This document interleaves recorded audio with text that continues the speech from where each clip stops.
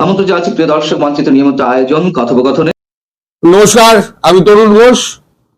আওয়ামী লীগের প্রাক্তন স্পিকার শিরিন চৌধুরী, শারমিন শিরিন, তাকে আজকে সকালবেলা তার বাড়ি থেকে হঠাৎ করে অ্যারেস্ট করা হয়, সম্ভবত বাড়ি থেকে, যা খবর পেলাম। এই যে হঠাৎ করে তার আগমন, উদয়, এবং তারপরে পরেই তাকে অ্যারেস্ট করা, অন্তত 4-5 ঘন্টা বসিয়ে রাখা, তাকে বসিয়ে রেখে মামলা টামলার ব্যাপারে চিন্তা ভাবনা করা, কি মামলা দেওয়া যায়। মানে এই বুদ্ধিটা তারেক রহমানকে কে দিয়েছে জানি না, কিন্তু তারেক রহমানকে যেই এই বুদ্ধিটা দিক, তিনি যে তার বন্ধু নন এটা পরিষ্কার বোঝা যাচ্ছে। যদি বন্ধু হতেন তাহলে এই বুদ্ধি কখনো দিতেন না উনি। কারণ আজকে খলিলুর রহমানকে যেখানে উনি পাঠাচ্ছেন আলোচনার জন্য, দুই দেশের সম্পর্কের উন্নতির আলোচনার জন্য, এবং 5টি পয়েন্ট যেটা নিয়ে আমি বললাম, 5টি পয়েন্ট নিয়ে আলোচনার যে কথা হবে 6টা-6:30টার সময়, ঠিক তার আগে এই শারমিন শিরিন, তার এই গ্রেপ্তারি বুঝিয়ে দিল যে বাংলাদেশ তার নিজের মতো করে চলবে। মানে তার আগের নীতিতেই, তারেক রহমান বিএনপির আগের নীতিতেই চলবে।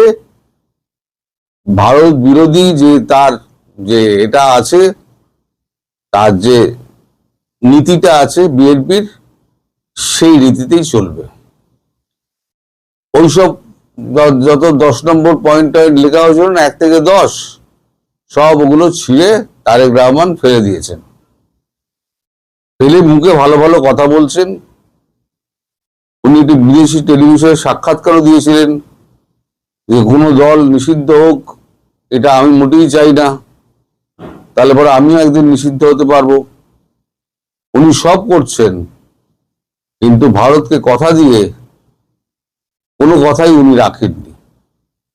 আবার লোক পাঠাচ্ছেন ভারতের সঙ্গে সম্পর্ক উন্নয়নের জন্য, এবং 5 দফা দাবি নিয়ে যে এই এই এই এই যে জিনিস ভারতবর্ষের কাছে বাংলাদেশ আশা করে। কোন মুখে আশা করে? ভারতবর্ষ কি বসে আছে শুধু দেওয়ার জন্য? আপনাদের কাছে প্রাপ্তি কিছু নেই, প্রাপ্য কিছু নেই? আমরা কিছু পেতে পারি না আপনার কাছে? আপনারা গঙ্গার জল চাইবেন, আমাদের গঙ্গার জল দিতে হবে। তিস্তার জল চাইবেন, আপনারা তিস্তার জল দিতে হবে। আপনারা তেল চাইবেন, আপনাদের তেল দিতে হবে। আপনারা গ্যাস চাইবেন, আপনাদের গ্যাস দিতে হবে। খাদ্যপণ্য চাইবেন, খাদ্যপণ্য দিতে হবে, সব দিতে হবে। এরপরে বলবেন ট্রান্সশিপমেন্ট আমাদের দিন, সুযোগ করে দিন। তাও নয়, ভারতে আলোচনা যদি মানে ফলপ্রসূ হতো, ট্রান্সশিপমেন্টটা হয়তো খুলতো। আমি বলছি আপনাদের, ট্রান্সশিপমেন্টটা হয়তো খুলে যেত, আবার পূর্বের অবস্থায় চলে আসতো, ধীরে ধীরে যে সব ঠিক হতো। কিন্তু তারেক রহমান পুরো জিনিসটায় জল ঢেলে দিয়েছেন। আজকে সাবেক একে স্পিকারকে অ্যারেস্ট করে তিনি বুঝিয়ে দিলেন যে আমি আমার মতো চলবো, ভারতকে আমার মতো করে চলতে হবে। মানে উনি যে পথে চলবেন, ভারতকে চলতে বলবেন, ভারতকে সেই পথেই চলতে হবে। তার এই লোক পাঠানোর দরকার কি ছিল? আজকে মিটিং শুরুর আগেই তো আশঙ্কার একটা ব্যাপার ছিল, আমি আগের ভিডিওতে বলেছি। শুরুর আগেই যে কথা যদি প্রথম শুরু হবে সেটা হচ্ছে এই প্রাক্তন স্পিকারের হঠাৎ করে গ্রেপ্তারি। তার মানে আপনারা কি চাইছেন? আপনারা নির্দিষ্ট পথেই, যেটা ইউনূস করে গেছিল, সেই পথেই তো আপনারা হাঁটছেন। আপনাদের পথ পরিবর্তনের তো কোনো রকম দেখা যাচ্ছে না, নিদর্শন দেখা যাচ্ছে না।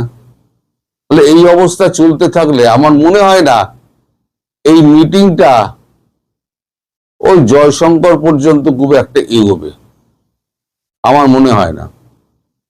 আজকে যেটা হলো, আর জয়শঙ্কর যদি মিটিংটা যদি ফ্লপ হয়, মিটিং হলো 10 মিনিটে মিটিং শেষ হয়ে গেল, জয়শঙ্করজি বেশি কথা বলবেন না। যদি দেখেন না এটা কোনো কাজের কাজ হচ্ছে না, সময় নষ্ট, তো ওনার অনেক কাজ আছে, উনি উঠে বেরিয়ে যাবেন, এবার তুমি তোমার মতো বসে থাকো। যদি এটা হয় তাহলে পরে বলবো তারেক রহমানের মতো মহামূর্খ দুটো নেই। আমি বলেছি না, একবার সাপের গালে চুমু খাচ্ছেন, একবার ব্যাঙের গালে চুমু খাচ্ছেন। এই সাপের গালে আর ব্যাঙের গালে চুমু খেতে খেতে কোনদিন সাপও কামড়াবে আর ব্যাঙও কামড়াবে,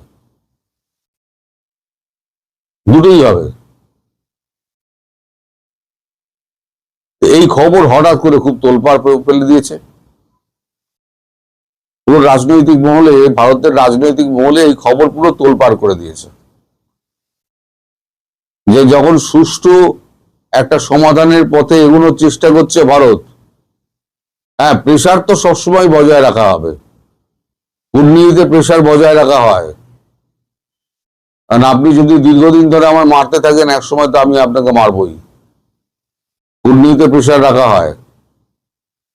কারণ আবার যদি আপনারা ওইখান থেকে ভারত বিরোধী স্লোগান তুলতে শুরু করেন, তাহলে আর আপনাদের বাঁচানো গেল না, এইটুকু আমি মানে এখনই বলে দিতে পারি।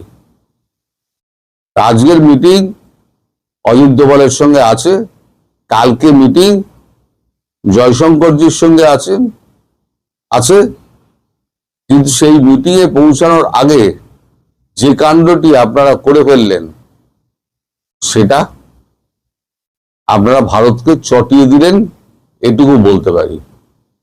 মোদীজি শুনে শুধু বলবেন যে छोड़ दो, बात करने का कोई फायदा नहीं है, ये लोग समझने वाला नहीं है। इसका एक ही बात समझ में आता है, और जो समझ में आता है वही करना पड़ेगा। कुछ आदमी है जिसको डांडा पसंद होता है, এই ভাষায় উনি কথা বলেন, তো এই ভাষাতেই বলবেন। कुछ आदमी है जिसको डांडा में सुधारना पड़ता है, तो डांडा ही लगाना पड़ेगा। আজ আমি বলছি তো, কিছুদিনের মধ্যে এই খবরটা আপনারা পেয়ে যাবেন। আমার এটাতে লাগানোর সুযোগ নেই। কালকে যেটা আমি ছবিটা দেখিয়েছিলাম না, এই আপনার খবরের কাগজে যে গাড়িগুলো যাচ্ছে, সেই গাড়িগুলোর ছবি আজকে আমার কাছে মিনিস্ট্রি অফ, আপনারা যদি যান এমইএতে যান, এমইএ ইনস্টাগ্রামের অফিসিয়াল ইনস্টাগ্রামে যান, আপনারাও দেখতে পাবেন ওই গাড়ি উত্তরবঙ্গ আর আসামের দিকে রওনা হচ্ছে। আমি পারলে পরে ওই গাড়ির ছবিটি লাগিয়ে দেব।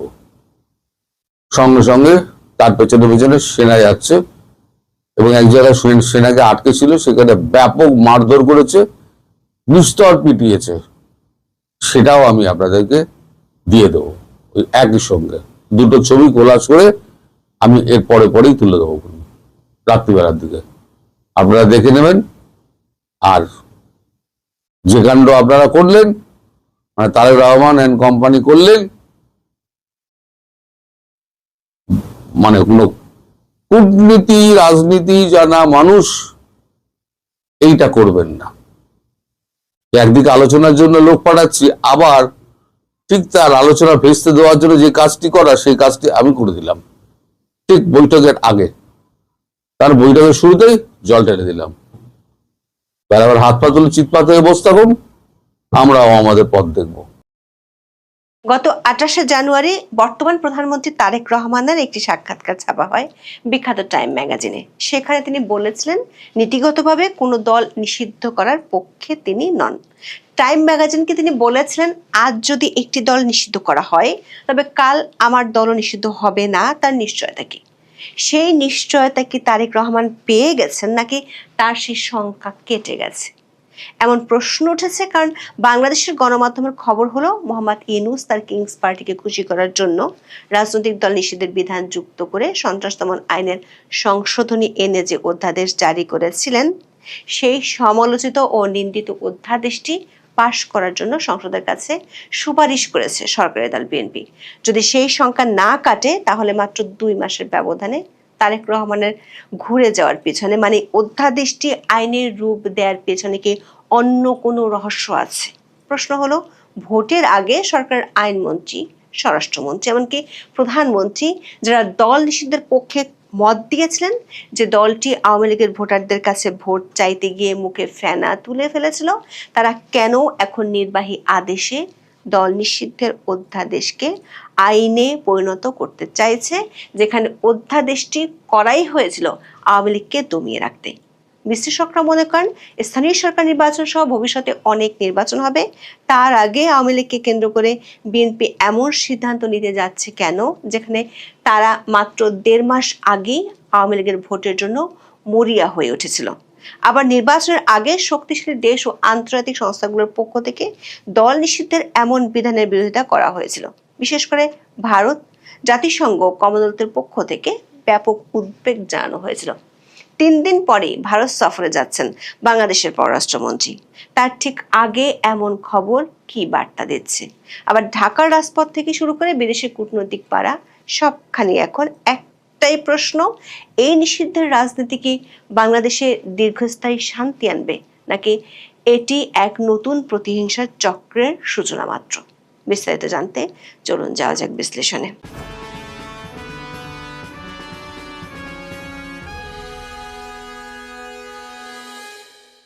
মোহাম্মদ ইউনূস তার মিত্রদের দিয়ে যমুনার সামনে আন্দোলনের আয়োজন করেছিলেন আওয়ামী লীগকে নিষিদ্ধের দাবিতে, এমন অভিযোগ সামাজিক মাধ্যমে ভেসে বেড়ায়। গত বছরের 12 মে অন্তর্বর্তী সরকার নির্বাহী আদেশে আওয়ামী লীগের কার্যক্রম নিষিদ্ধ করে। তার আগের দিন সন্ত্রাস দমন আইনটি সংশোধন করে। আগে সন্ত্রাস দমন আইনে রাজনৈতিক দলের কার্যক্রম নিষিদ্ধের কোনো বিধান ছিল না। অন্তর্বর্তী সরকার ওই আইনে 18-এর 2 নম্বর উপধারা যুক্ত করে, যেখানে রাজনৈতিক দলের অফলাইন ও অনলাইন কার্যক্রম নিষিদ্ধের বিধান যুক্ত করা হয়। তখন বিএনপির শীর্ষ নেতারা বলেছিলেন নির্বাহী আদেশে কোনো রাজনৈতিক দল নিষিদ্ধ করার পক্ষে তারা নয়। শুধু দলটির চেয়ারপারসন ও প্রধানমন্ত্রী তারেক রহমানই নন, বিএনপির অনেক নেতাই গত 1 বছরে বহুবার বলেছেন তারা কোনো দল নিষিদ্ধের পক্ষে নন। যেমন গত বছরের 16 সেপ্টেম্বর বিএনপির স্থায়ী কমিটির সদস্য, বর্তমান স্বরাষ্ট্রমন্ত্রী সালাউদ্দিন আহমেদ বলেছিলেন কোনো রাজনৈতিক দলের কর্মকাণ্ড বা কোনো রাজনৈতিক দলকে নিষিদ্ধ ঘোষণা করা নির্বাহী আদেশে সেটা তারা সমর্থন করেন না। নির্বাহী আদেশে রাজনৈতিক দল নিষিদ্ধ করা একটি ভয়ানক চর্চা, যেটি দেশে অরাজকতা সৃষ্টি করবে বলে তিনি সেদিন মন্তব্য করেছিলেন। চলতি বছরের 26শে জানুয়ারি বর্তমান আইনমন্ত্রী মোহাম্মদ আসাদুজ্জামানের একটি পথসভার ভিডিও সামাজিক যোগাযোগ মাধ্যমে ব্যাপকভাবে ভাইরাল হয়েছিল। ওই ভিডিওতে নির্বাচনী প্রতিদ্বন্দ্বিতায় থাকা সাবেক এই অ্যাটর্নি জেনারেল বিগত 2024 সালের আগস্ট মাসে আওয়ামী লীগ নিষিদ্ধের রিট পিটিশন নিয়ে আদালতে নিজের অবস্থানের কারণ ব্যাখ্যা করেছিলেন। তিনি তখন দাবি করেছিলেন কোনো রাজনৈতিক আদর্শকে হত্যা করাকে তিনি সমর্থন করেন না বলেই তখন রিটের বিরোধিতা করেছিলেন। আইনমন্ত্রী আসাদুজ্জামান বলেছিলেন সেদিন তিনি আওয়ামী লীগের রেজিস্ট্রেশন বাতিল করার রিটে হাইকোর্টে বাধা দিয়েছিলেন, কারণ তারা আদর্শের রাজনীতিতে বিশ্বাস করেন। তারা কোনো আদর্শকে হত্যা করে রাজনীতি করতে চান না। কিন্তু এসব মন্তব্য বা ডায়লগ ছিল ভোটের আগে, কারণ তখন দরকার ছিল আওয়ামী লীগের ভোট ব্যাংক যে কোনো মূল্যে বিএনপিকে ভোট দিচ্ছে কি না সেটি নিশ্চিত করা। সারা দেশের অনেক জায়গার মতো গোপালগঞ্জে ভোট চাইতে গিয়ে বিএনপির এক নেতা তখন দাবি করেছিলেন আওয়ামী লীগ নিষিদ্ধের মিছিলে বিএনপি কখনোই যায়নি। তবে সরকার গঠনের পর বিএনপি অন্তর্বর্তী সরকারের বহুল সমালোচিত সেই অধ্যাদেশটিকে আইনে পরিণত করার উদ্যোগ নিয়েছে। সুপারসনিক গতিতে মোহাম্মদ ইউনূসের সরকার 133টি অধ্যাদেশ জারি করেছিল। ত্রয়োদশ সংসদের প্রথম দিনে গত 13ই মার্চ সবগুলো অধ্যাদেশ সংসদে তোলা হয়। সেদিন গঠিত 14 সদস্যের বিশেষ কমিটি অধ্যাদেশগুলো যাচাই বাছাই করে। সংবিধানের 93 অনুচ্ছেদ অনুযায়ী অধ্যাদেশ সংসদে পাশ না হলে 30 দিন মানে 12ই এপ্রিলের পর তা কার্যকারিতা হারাবে। গত বৃহস্পতিবার বিশেষ কমিটি ৯৮টি অধ্যাদেশ পরিবর্তন ছাড়াই আইনে পরিণত করতে সংসদে বিল উত্থাপনের সুপারিশ করেছে। ১৫টি অধ্যাদেশ সংশোধন করে বিল উত্থাপনের সুপারিশ করা হয়। ১৬টি অধ্যাদেশে এখনই উত্থাপন নয় এবং 4টি রহিত করে হেফাজতের সুপারিশ রয়েছে প্রতিবেদনে। যে 15টি অধ্যাদেশ সংশোধন করে বিল হিসেবে সংসদে উত্থাপনের সুপারিশ করা হয়েছে তার একটি হলো 2025 সালের 11 মে জারি করা সন্ত্রাস বিরোধী অধ্যাদেশ। এই অধ্যাদেশ বলে 2009 সালের সন্ত্রাস বিরোধী আইনের 18 এবং 20 ধারা সংশোধন করে গত বছর আওয়ামী লীগ এবং দলটির সব সহযোগী ও অঙ্গ সংগঠনের কার্যক্রম নিষিদ্ধ করা হয়। একই আইনে 2024 সালের অক্টোবরে নিষিদ্ধ করা হয় ছাত্রলীগকে। গত বছরের 11 মে রাতে যমুনায় উপদেষ্টা পরিষদের জরুরি বৈঠক করে সন্ত্রাস বিরোধী আইনের 2টি ধারা সংশোধন করে অন্তর্বর্তী সরকার। এতে বলা হয়, কোনো ব্যক্তি বা সত্তা সন্ত্রাসী কাজের জন্য জড়িত থাকলে নির্বাহী আদেশে সরকার তাদের কার্যক্রম নিষিদ্ধ করতে পারবে। একই দিনে সরকারি প্রজ্ঞাপনে বলা হয়, আন্তর্জাতিক অপরাধ ট্রাইব্যুনালে বিচার শেষ না হওয়া পর্যন্ত আওয়ামী লীগের কার্যক্রম নিষিদ্ধ থাকবে।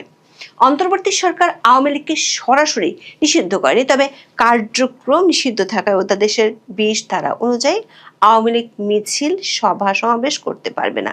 দলটির কার্যালয় বন্ধ থাকবে, ব্যাংক হিসাব জব্দ হবে, পোস্টার ব্যানার প্রচার করতে পারবে না, সংবাদ বিজ্ঞপ্তি দিতে পারবে না, গণমাধ্যম ও সামাজিক মাধ্যমে তা প্রকাশ করা যাবে না এবং সংবাদ সম্মেলন করতে পারবে না দলটি। আইনে বলা হয়েছে, নিষিদ্ধ সংগঠন এসব কার্যক্রম পরিচালনা করলে 4 থেকে 14 বছর কারাদণ্ড হতে পারে। তবে অধ্যাদেশে বলা হয়নি কার্যক্রম নিষিদ্ধ সংগঠন সভা সমাবেশ করলে কি শাস্তি হবে। ফলে এতদিন আওয়ামী লীগের কার্যক্রম নিষিদ্ধ থাকলেও নিষেধাজ্ঞা অমান্য করার শাস্তির বিধান ছিল না।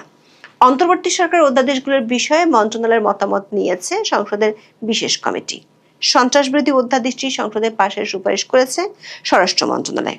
মন্ত্রণালয়ের মতামতে বলা হয়েছে, কার্যক্রম নিষিদ্ধ সত্তা কার্যক্রম পরিচালনা করলে সাজার বিধান নেই অধ্যাদেশে। সাজার বিধান যুক্ত করা যেতে পারে। অবশ্য কি ধরনের সাজার বিধান যুক্ত করা হবে এ বিষয়ে স্বরাষ্ট্রমন্ত্রী সালাউদ্দিন আহমেদের বক্তব্য জানতে পারেনি গণমাধ্যমগুলো।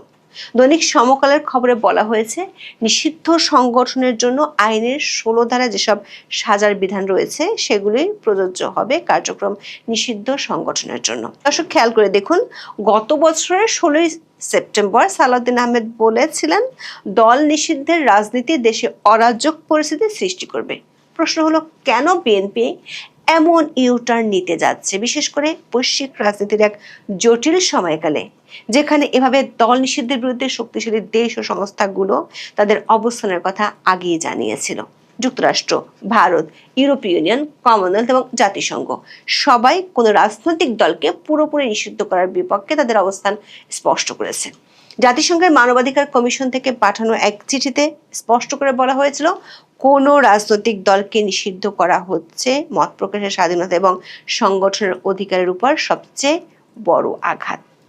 জাতিসংঘ বারবার মনে করিয়ে দিয়েছে, সন্ত্রাস দমন আইনকে রাজনৈতিক প্রতিপক্ষ দমনের হাতিয়ার হিসেবে ব্যবহার করা আন্তর্জাতিক আইনের পরিপন্থী। যুক্তরাষ্ট্রের আইন প্রণেতারা এবং পররাষ্ট্র দপ্তর একাধিকবার বলেছে, দল নিষিদ্ধ করার পরিবর্তে কেবল অপরাধে লিপ্ত ব্যক্তিদের বিচার হওয়া উচিত। আন্তর্জাতিক সম্প্রদায়ের এই অসম্মতি সত্ত্বেও বিএনপি কেন এই পথে হাঁটছে? আবার মাত্র 3 দিন পর ভারতে যাচ্ছেন বাংলাদেশের পররাষ্ট্রমন্ত্রী খলিলুর রহমান। ভারতই প্রথম দেশ যারা আওয়ামী লীগের কার্যক্রম নিষিদ্ধের পর আনুষ্ঠানিকভাবে উদ্বেগ জানিয়েছিল। এই সফরের ঠিক আগে আওয়ামী লীগকে নিষিদ্ধের অধ্যাদেশ সংসদে তোলার সুপারিশ করার খবরটি অত্যন্ত তাৎপর্যপূর্ণ। এটি দিল্লির জন্য একটি কড়া কূটনৈতিক বার্তা হিসেবে দেখা হচ্ছে, যা দুই দেশের সম্পর্কের শীতলতাকে আরো বাড়িয়ে দিতে পারে।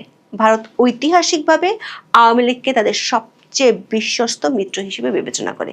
দিল্লির নিরাপত্তা বিশ্লেষকদের মতে, বাংলাদেশে আওয়ামী লীগ পুরোপুরি নিশ্চিহ্ন হয়ে গেলে সেখানে ভারত বিরোধী শক্তি এবং মৌলবাদী গোষ্ঠীর উত্থান ঘটবে। বিশেষ করে জামাত ইসলামের পুনরুত্থান এবং এনসিপির ভারত বিরোধী বক্তব্য ভারতকে বিচলিত করেছে। ভারতের national security adviser Ajit Doval এবং অন্যান্য উচ্চপদস্থ কর্মকর্তারা বারবার বাংলাদেশে একটি অন্তর্ভুক্তিমূলক গণতন্ত্রের কথা বলেছেন, যার অর্থ হলো আওয়ামী লীগকে রাজনীতিতে ফেরার সুযোগ দেওয়া।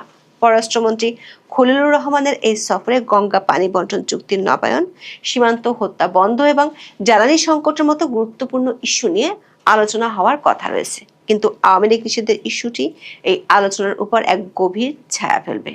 ভারতের সাথে দর কষাকষির ক্ষেত্রে বিএনপি সরকার এই পদক্ষেপটিকে কি তাহলে একটি কূটনৈতিক কার্ড হিসেবে ব্যবহার করছে? এমন প্রশ্ন দেখা দিয়েছে বিশ্লেষকদের মনে। বিশ্লেষকরা মনে করেন দল নিষিদ্ধের প্রভাব সম্পর্কে তারেক রহমান টাইম ম্যাগাজিনের কাছে যে শঙ্কার কথা বলেছিলেন সেটি বাংলাদেশে অতীতেও দেখা গেছে। আবার বাংলাদেশের রাজনীতিতে দল নিষিদ্ধ করা যে কোনো কার্যকরী ফল বয়ে আনে না সেটিও প্রমাণিত। 1971 সালে পাকিস্তান আমলে আওয়ামী লীগকে নিষিদ্ধ করা হয়েছিল এবং বঙ্গবন্ধুকে গ্রেপ্তার করা হয়েছিল, কিন্তু সেই নিষেধাজ্ঞা শেষ পর্যন্ত একটি রক্তক্ষয়ী যুদ্ধের মাধ্যমে বাংলাদেশের স্বাধীনতা ছিনিয়ে এনেছিল। স্বাধীনতার পর 1974 সালে শেখ মুজিবুর রহমান সব রাজনৈতিক দল নিষিদ্ধ করে একক দল বাকশাল গঠন করেছিলেন। জিয়াউর রহমান এবং এরশাদ সরকারের আমলেও বিভিন্ন সময় রাজনৈতিক কর্মকাণ্ডের উপর বিধিনিষেধ ছিল। এমনকি জামাত ইসলামীকেও একাধিকবার নিষিদ্ধ করার চেষ্টা করা হয়েছে, কিন্তু প্রতিটি ক্ষেত্রে দেখা গেছে নিষেধাজ্ঞার ফলে দলগুলো আরো বেশি কৌশলী হয়েছে এবং অনেক ক্ষেত্রে তারা উগ্রপন্থার দিকে ঝুঁকেছে। রাজনৈতিক বিশ্লেষকদের মতে দল নিষিদ্ধ করার ফলে তাদের সাংগঠনিক কাঠামো ক্ষতিগ্রস্ত হলেও তাদের আদর্শ বা অনুসারীদের মন পরিবর্তন করা সম্ভব হয় না। বাংলাদেশের রাজনীতিতে একটি অত্যন্ত পরিচিত এবং বিপজ্জনক প্রবণতা হলো যে কোনো সরকার যে কঠোর আইন পাশ করে পরবর্তীতে সেই আইনটি তাদের বিরুদ্ধে বুমেরাং হয়ে ফিরে আসে। বিএনপি এখন আওয়ামী লীগকে দমনের জন্য যে সন্ত্রাস দমন আইন বা বিশেষ ট্রাইব্যুনাল ব্যবহার করার সুপারিশ করেছে, ভবিষ্যতে তারা নিজেরাই এর শিকার হতে পারে কিনা তা নিয়ে রাজনৈতিক মহলে গভীর সংশয় রয়েছে। বিএনপি ও আওয়ামী লীগের একাধিক সূত্র বলছে শেষ পর্যন্ত এই অধ্যাদেশটি আইনে পরিণত হবে কি না তা এখনো পরিষ্কার নয়। এমনকি তার আগে যদি উচ্চ আদালতে রিটও হয় তাহলে অবাক হওয়ার কিছুই থাকবে না। এখন এই পর্যন্ত, সবাই ভালো থাকুন, সুস্থ